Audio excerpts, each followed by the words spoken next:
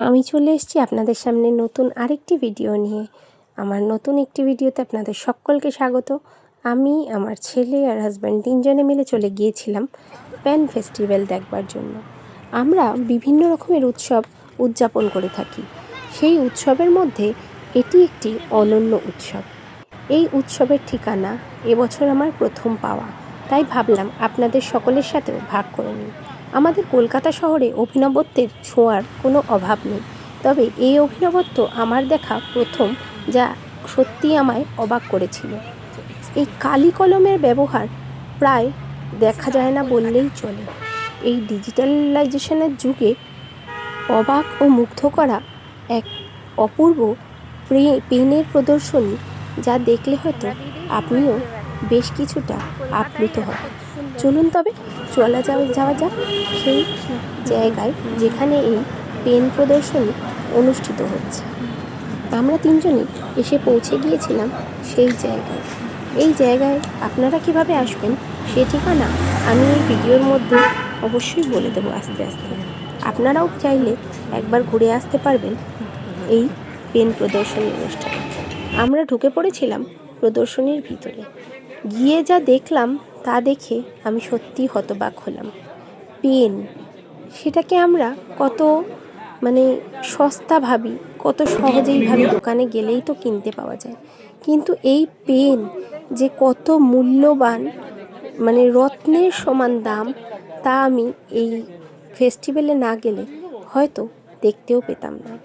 মাফ করবেন, আমি বাংলা এবং ইংরাজি দুটি ভাষাকেই সমভাবে ব্যবহার করে চলেছি। পেন অর্থে কলম, কিন্তু আমাদের রোজকার বলা কথায় আমরা কলম প্রায় বলিই না বললে চলে, আমরা পেন বলেই অভ্যস্ত। তাই আমি বারবার করেই কিন্তু পেন ফেস্টিভ্যাল বলে চলেছি। তো চলুন ঘুরে দেখে নেওয়া যাক হরেক রকমের পেনের মেলা। এই এত সুন্দর সুন্দর পেন, প্রত্যেকটা পেনে নিজস্ব অভিনবত্বের ছোঁয়া আছে। কোনো পেনের নিব সোনা দিয়ে তৈরি, তো কোনো পেনটাই পুরো সোনার। আবার কোনো পেনে এত অপূর্ব অভিনবত্বের ছোঁয়া, যা জাপানির হাতে কারুকার্য করে তৈরি, সোনার দ্বারা নির্মিত। এক একটি পেন এক এক রকমের, তবে প্রত্যেকটিই কিন্তু কালি কলম। আমরা কিন্তু এখনকার বর্তমান জেনারেশন আমাদের শিশুদের হাতে যে পেন তুলে দিই তা হলো বল পেন, যে পেনে তারা লিখতে অভ্যস্ত। তবে এই ফাউন্টেন পেন এখন প্রায় দেখা যায় না বললেই চলে। শিশুদের কাছে এর ব্যবহার একেবারেই অজানা। তাই যদি আপনারা শিশুদের সঙ্গে নিয়ে এই অনুষ্ঠানটি দেখতে যান, এই অনুষ্ঠানটি দেখতে গেলে আপনাদের শিশুরাও কিন্তু জানতে পারবে যে এত সুন্দর সুন্দর কালি কলম পাওয়া যায় আমাদেরই কলকাতা শহরে। চলুন তবে ঘুরে দেখে নেওয়া যাক। দেখুন এই পেনটি, যেটির নিবটি সোনার। সোনার বলে আশ্চর্য হওয়ার কিছু নেই। সোনাকে আমরা সাধারণত অলংকার হিসেবেই ব্যবহার করে থাকি, যা হয়তো আমাদের সাজসজ্জার ক্ষেত্রে ব্যবহার হয়, কিন্তু এই সোনাও যে পেনের নিবে ব্যবহার হয় তা আমি প্রথমেই দেখলাম। হয়তো আপনারা অনেকেই দেখে থাকবেন বা জেনে থাকবেন, কিন্তু আমার দেখা এ তথ্য সম্পূর্ণই প্রথমবার। তাই আমি বেশ কিছুটা অবাক নয়, হতবাকই হয়েছিলাম। দেখে চোখ জুড়িয়ে গিয়েছিল আর আনন্দে মনটা ভরে উঠেছিল। তাই নিজের ইচ্ছা পূরণের জন্য চেষ্টা করলাম কিছু পেন দিয়ে নিজের নামটি একবার লিখে রাখার। এখানে গিয়ে আপনি যে শুধু পেন দেখতে পাবেন তা কিন্তু নয়, সেই পেনগুলো যেগুলো ব্যবহারের উপযুক্ত সেগুলো কিন্তু আপনি নিজে হাতে নিয়ে লিখেও দেখতে পারবেন। আমিও কিন্তু তার ব্যতিক্রম হলাম না। এমনিতেই আমি ভীষণ পেন কিনতে পছন্দ করি, তাই দেখে নিয়ে লোভ সামলাতে না পেরে কিছু কিছু পেন দিয়ে নিজের নামটা ছোট্ট করে লিখেই ফেললাম। হরেক রকমের মেলায় আমরা ঘুরে বেড়াই, হরেক রকমের মেলা আমাদের মনকে অনেক আনন্দ দেয়, কিন্তু আজ আমি আমার সন্তানকে এই পেন দেখাতে নিয়ে গিয়ে নিজেও বেশ গর্ববোধ করছিলাম, কারণ সেও দেখতে পেল এত সুন্দর একটি মেলা। মেলা মানেই মানুষের সমাহার। অবশ্যই এখানেও তার ব্যতিক্রম নয়, এখানেও ছিলেন প্রচুর মানুষের সমাহার এবং সমাগম। প্রচুর মানুষ আমার মতোই পেন প্রেমীরা, যারা কিনা পেন কিনতে বা পেন দেখতে বা বিভিন্ন রকমের পেনের স্বাদ গ্রহণ করতে ভালোবাসে তারা সকলেই ছুটে গিয়েছিল এই উৎসবে। এই উৎসবে গিয়ে আমি পেয়েছিলাম হরেক রকম দেশি বিদেশি বিভিন্ন রকমের কোম্পানির পেন, যা কিছু আমাদের ভারতবর্ষে তৈরি, কিছু ভারতবর্ষের বাইরে, অর্থাৎ ইউএসএ, জাপান, জার্মানি বিভিন্ন জায়গার পেন এখানে প্রদর্শনীতে রাখা হয়েছিল। সবথেকে আশ্চর্য হয়েছিলাম বেশ কিছু পেন দেখে, যে পেনগুলোর দাম ছিল 6 লক্ষ টাকা। ভাবা যায় একটি পেনের দাম 6 লক্ষ টাকা।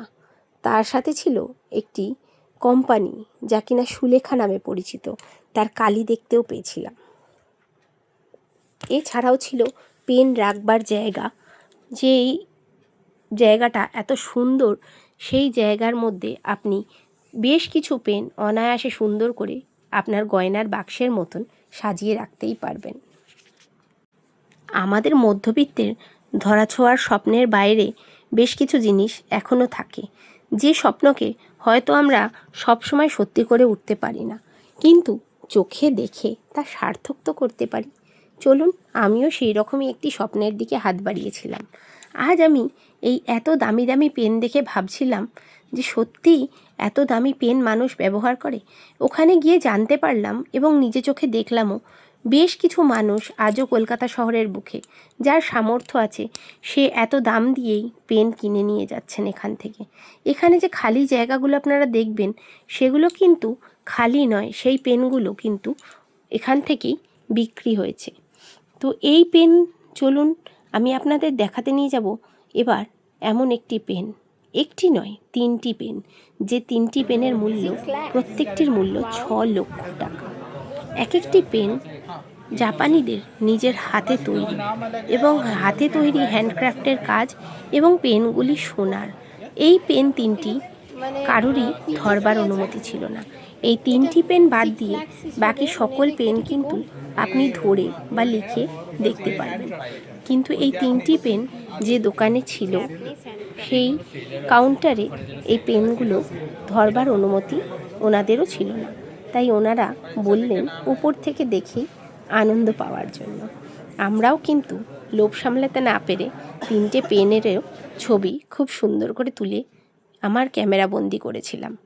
ভাবলাম কিনতে না পারি, রেখে দেব, যা আমি আমার সন্তানকে দেখিয়েছি বা ভবিষ্যতেও আরও অনেক কাউকে দেখাবো, ভালো লাগবে দেখে।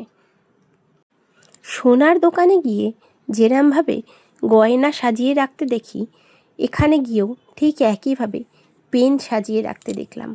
এক একটি গয়নার বাক্সে যেমন এক একটি গয়না উজ্জ্বল হয়ে তার স্বর্ণরূপ দর্শন করায়, এখানেও এক একটি বাক্সে এক একটি পেন তার নিজস্বতা নিয়ে বিরাজমান ছিল। চলুন তবে এবার ঘুরে দেখি প্রত্যেকটি পেন, এবং আপনাদেরও ঘুরে দেখাই। অনেক কথাই, নিজের মনের কথা আপনাদের সাথে ভাগ করে নিই, আর আপনাদেরও বলে দেওয়ার জন্য যে কোনটা আপনাদের ভালো লেগেছে। আমার দেখা এই পেন ফেস্টিভ্যাল আমার কিন্তু খুবই ভালো লেগেছে। আপনারাও দেখতে থাকুন, আপনাদের কেমন লাগলো একটি ছোট্ট কমেন্ট করে জানাবেন কিন্তু। চলুন তবে দেখে নেওয়া যাক ঘুরে ঘুরে আর কত পেনই আছে এখানে।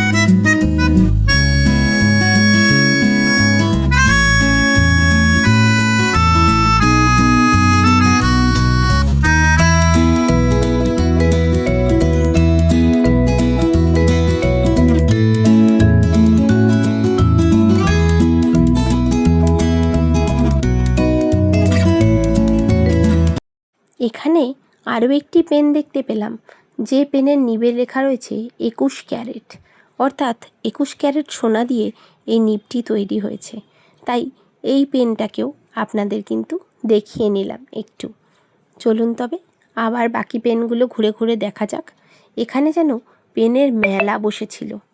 এই পেনের মেলায় হরেক রকমের পেন, যা দেখে সত্যি আমার ভালো লেগেছিল।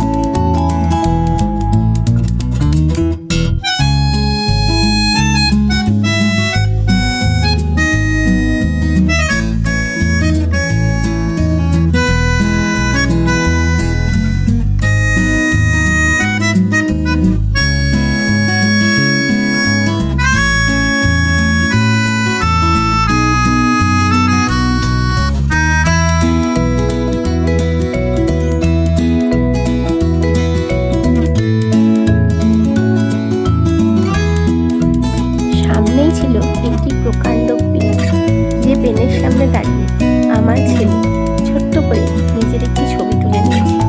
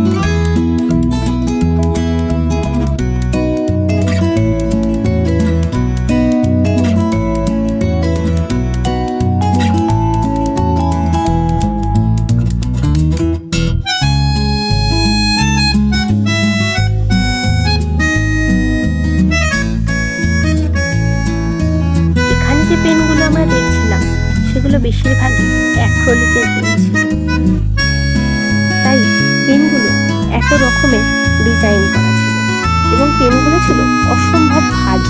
প্রত্যেকটি পেন হাতে নিয়ে দেখলে মনে হচ্ছিল একটি পাথরের সমান ওজন।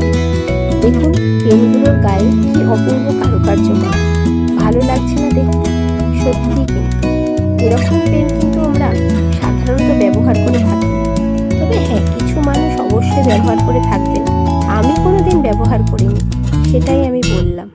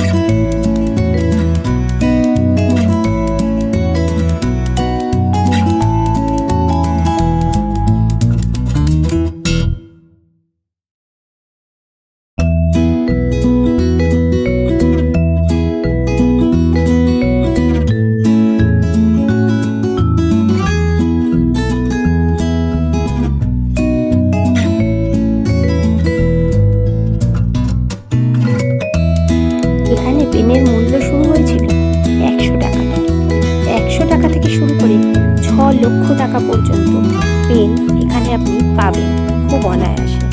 এমন নয় যেখানে গিয়ে আপনি নিরাশ হয়ে চলে আসবেন, আপনি নিজে একটিও পেন কিনতে পারবেন। এখানে ছিল মধ্যবিত্তের সাধ্যের মধ্যে পাওয়া পেন, আবার উচ্চবিত্তের সাধ্যের মধ্যে থাকা সব কিছু। চলুন তবে দেখে নিই আরও ঘুরে ঘুরে আরও কিছু পেন। এবার বলি এখানে আপনারা আসবেন কী করে। এখানে আসবার জন্য আপনারা মেট্রো করে আসতে পারেন, সব থেকে সহজ পদ্ধতি। মেট্রো করে এসে আপনারা ময়দান স্টেশন নেমে ময়দান থেকে 1 নম্বর গেট দিয়ে বাইরের দিকে এসে দেখতে পাবেন টাটার স্টিলের বিল্ডিং। সেখান থেকে আর গা দিয়ে যে রাস্তাটি ঢুকে যাচ্ছে সেই রাস্তাটি হলো হোচিমিন সরণি। এই হোচিমিন সরণিতে প্রবেশ করে আপনারা দেখতে পাবেন আইসিসিআর বিল্ডিং। আইসিসিআর এর মধ্যেই অনুষ্ঠিত হচ্ছে এই পেন উৎসব। এই পেন উৎসবে কিন্তু কোনো প্রবেশ মূল্য নেই, প্রবেশ মূল্য সম্পূর্ণই ফ্রি, তাই এখানে আপনি অনায়াসে আসতে পারবেন। চলুন তবে দেখা হচ্ছে পরের একটি ভিডিওতে। সবাই ভালো থাকবেন, সুস্থ থাকবেন।